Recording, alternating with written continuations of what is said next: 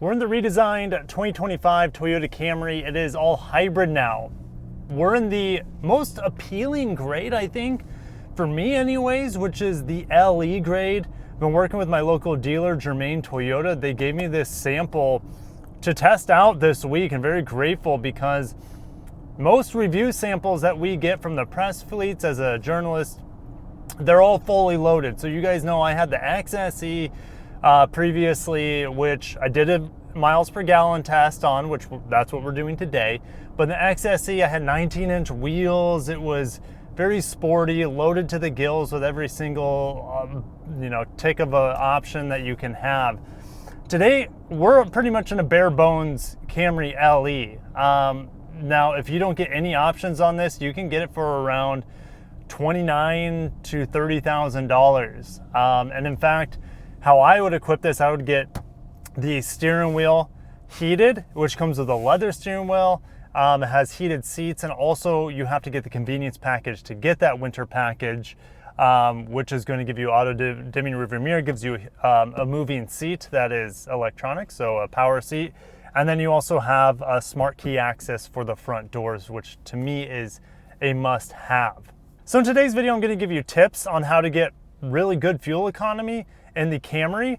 And this will apply pretty much to any hybrid, but especially Toyota's hybrids. This thing is rated at 51 miles per gallon, 50 on the highway, 53 in town. We're gonna smash that today in the Camry LE. You guys can see on the camera that I have put 254 miles on here, technically a little bit less than that because I got it with 5 or 6 miles from the dealership.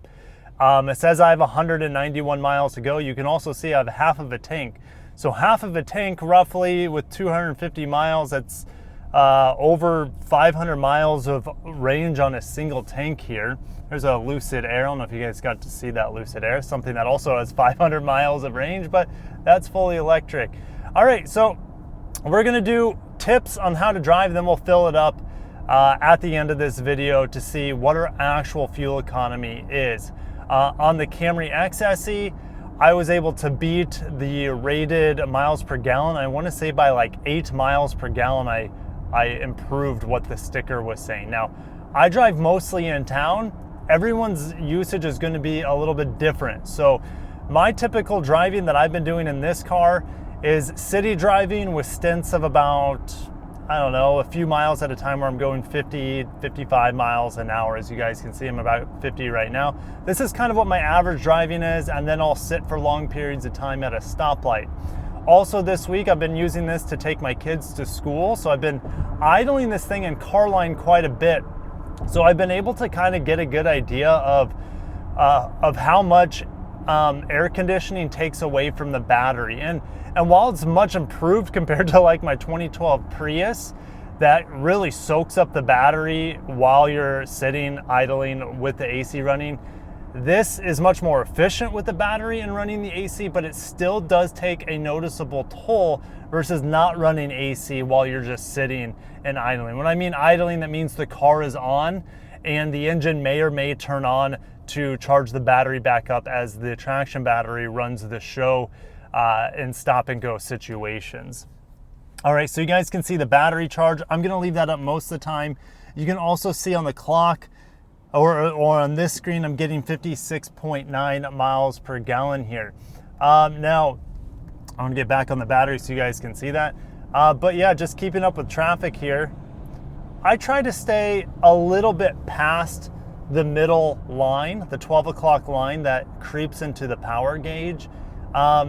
It's not particularly quick, but to me, that's where this car needs to be to keep up with traffic quite well. And you know, there's a truck behind me that is playing too close to my rear bumper, so I'm just gonna get out of the way. And this is where you just kind of have to get the best fuel economy in any hybrid or in any car, you can't be in a hurry anywhere. Also in a hybrid, it's nice to get on the brakes early, and the brakes here on the new Camry are fantastic. They're really, really good. There's no like weird sponginess, especially when it's just me in the car. When I start loading this up with other people and have to use the brake pedal, travel a lot more, then it gets a bit weird. But it's still a much better brake pedal than other previous generations of Toyota hybrids. So yeah, brake pedal's better here. The steering and handling is actually really good, despite this having whatever the 16-inch wheels that are really for fuel economy. And despite the wheels being smaller here on this LE grade, it does return the best acceleration, even though it doesn't look the sportiest in the lineup. It's not gonna, hug the turns quite as well as the Sport Tune suspension SE and XSE grades with the low profile tires as well. But I still think this LE handles really, really well. Yet giving you the best acceleration, best fuel economy, and by far the best ride quality. The pillowy tires on this base grade really soak up the bumps in the roads quite well. All right, you might be able to hear the cars go by next to me. That is something that this cannot hold a candle to. And we'll take this on the highway to see just how loud it is, but it can't hold a candle to the XLE and XSE. They have acoustic glass, double pane glass. You do hear things through the windows here. Now, I can't hear this massive 18-wheeler next to me. So there you go. Like, it's quiet. It's just not quite as quiet through the driver windows as the sport models. In fact, it is, I would say, is quiet overall because I'm getting less road and tire noise coming up through the bottom of the car. So it's just a very, very impressive vehicle for a $30,000 price point. Watch my other impressions on it that I've had with this Camry at nighttime as well as during the day. But I need to stop singing its praises and start focusing on fuel economy, which I've been doing just because it's second nature to me at this point, since I've had a Prius for many years in the household. And I've been driving Toyota and Lexus hybrids and even Hyundai and Honda hybrids for a long time. And they all are very similar in how you maximize fuel economy. All right. But even, so I would say when the needle here is under halfway, it drives completely silent, even if the engine is on. And in fact, I don't really know when the engine is on or off. This 5th gen hybrid system is just so smooth. All right. You can see I'm just coasting here, keeping up with traffic, and it's fully electric right now. Now there's a massive truck to the left of me, which is very loud. So again, no dual pane glass. You're going to notice it in this LE. Oh my gosh, in this base LE for sure. But I'm gonna get over here because this way, well, once I am available to get over, this way takes me to the interstate. I do have blind spot monitor, so getting over multiple lanes, it's great to have that standard here on the LE. So appreciate that. And again, the engine just turned off as I'm coasting and just doing traffic speeds here. I do have auto brake hold. I really appreciate that in stop and go traffic. Unfortunately, you do have to reapply it by pressing this button every single time you start the car back up. My camera's in the way. I can't see my battery screen right now, but I can't have my battery screen or energy monitor at the same time as I have my fuel economy gauge. So yeah, I have to pick between one or the other, since the Camry just doesn't have it into the screen here. So if I go to out of my Android Auto, get back into the Toyota software, which there's no shortcut to, so you have to fumble around, which is quite annoying. But in the vehicle settings on other Toyota and Lexus hybrids, even with this same software, they have the energy monitor or the energy flow set up where you can just see what the battery in the car is doing at any given time. And it's, for whatever reason, lacking on a fully hybrid Camry. It's just mind-blowing that it's not included here. So yeah, that's one of my big complaints about the car. Is it a big complaint? No, but to me it's a big deal. So it's just unfortunate that, I don't know, where's it at, Toyota? We don't have it. Hopefully they can update it over the air with this software. They can do that. They can't do over the air software updates with vehicle functions like auto brake hold, like I mentioned earlier. Some more fuel economy tips. Yes, try to keep up with traffic in front of you, but if no one's pressing hard on your tail, don't feel like you have to accelerate any more than you absolutely need to. So I'm not getting tailgated right now, so I'm just kind of cruising here, slowly getting up to 45 miles an hour, but really it's based off of the traffic around you. So always try to keep up with traffic, and don't be a jerk by holding people up and going 5 miles per hour under the speed limit. I've been driving this vehicle this week always at traffic speeds or past the speed limit. I never purposely try to go past the flow of traffic in terms of speed, so that's going to help my fuel economy quite a bit. Just kind of going with the flow. When you drive aggressively and brake aggressively, your fuel economy and your cortisol levels, they're going to have an inverse relationship. Fuel economy goes down, stress goes up.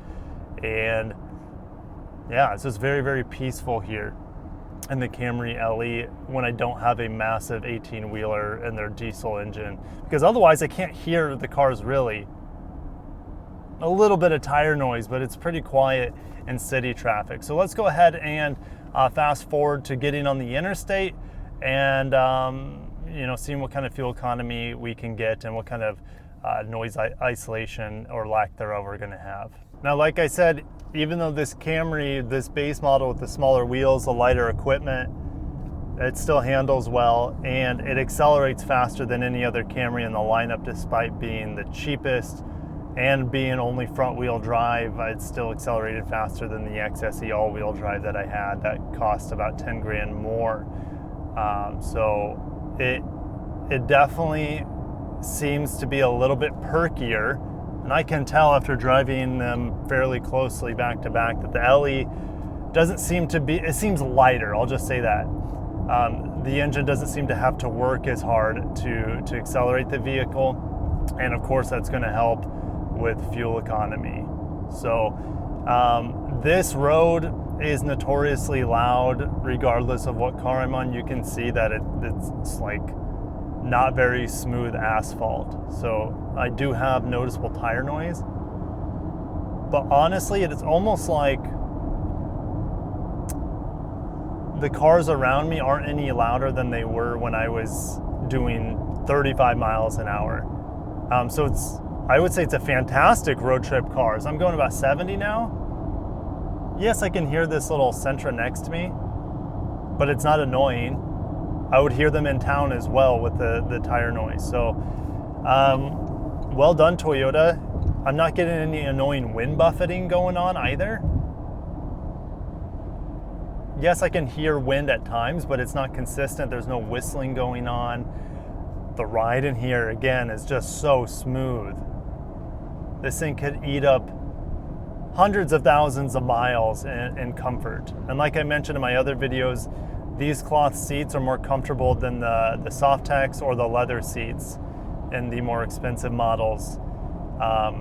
They're still not that comfortable, I would say. I'd say the bottom cushion's fine. It's just like my thoracic, my upper spine, just can't, it doesn't feel like it has a lot of room to go into the seat. So I kind of sit off the seat instead of into the seat. It's not anywhere close to Lexus comfort, but it is more comfortable than the leather, the Softex seats in the Camry lineup, just by a little bit. Yeah, I have radar cruise control in here, which I can pace off the cars in front of me since I don't have great view of my screen back here, since the camera is kind of in my vision. Ooh, that's something you don't want. That's something I've been trying to avoid since this car is a dealer car. I've been trying to avoid driving on the interstate a whole lot, so I don't, run the risk of getting too many rocks coming my way. But I think this is my exit here. So I'm gonna head on over, and it's just, let me just floor it so you guys have an idea. It's pulling hard. Yeah, I mean, plenty of power for interstate driving. Yeah, it's just so smooth. And the old 4th gen system, it's good. It gets droney and loud. And like I said, under 50% throttle, the car is pretty much quiet, like EV quiet. You can't even tell if the engine's on. Over 50% throttle, yes, you can hear the engine working, but it's still maybe half the volume of the old 4th gen system. It's just so impressive here in the new Camry. I just coasting my way to the stoplight. There's no one behind me, so I can really take my time, let the regen brakes fill that battery back up. Very, very, very, it's just such a pleasure to drive. It's such an excellent appliance vehicle. Is there anything in here that really moves the soul? No, but it's just so good. It's just a really, really solid car, even though it's a base model car. No heartstrings are being tugged, but man, do I love I just love the hybrid game. It's so much fun to maximize your fuel economy and to improve your efficiency. And by the way, it is 90 degrees out right now. It's not the heat of the day, but it's at 75 degrees at 1 fan speed, and I am very chilly in here. So like, fantastic air conditioning system here, even on the base Camry. But I'm just gonna put it on a little bit of a time lapse, and we're gonna go to Sam's Club, get some cheap gas, and fill up the Camry to see what our fuel economy is after this week of driving over 260 miles.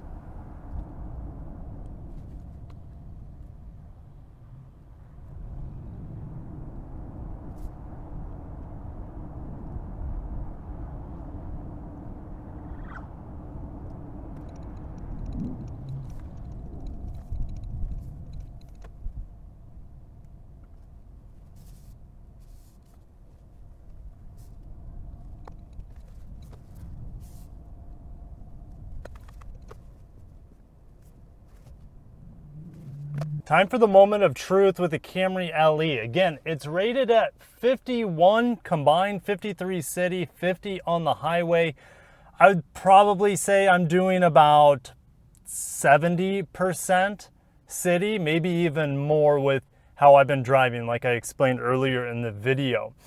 One asterisk to keep in mind before I tally this up is the 5 miles that were on the clock before I got this vehicle. I don't know if they were put on before or after this car was filled up with gas. So we'll just say that they were put on after it was filled up with gas, and then you can make your own conclusion. So it's just adding 5 or 6 miles, which can make a big difference though when we're talking about fuel economy. All right, so we did 267 miles. And we put in 4.264 gallons, 62.6 miles per gallon in the Camry LE front wheel drive. The digital clock, the digital estimator for fuel economy is only saying 57.2. It is off like 5 miles per gallon. And I found that it was off as well on the XSE model that I drove too. It undershoots what the actual fuel economy is, at least on how I drive the car in my setting here in flat, hot Florida. I'm running AC most of the time. So there you have it, 62.6 miles per gallon with my driving.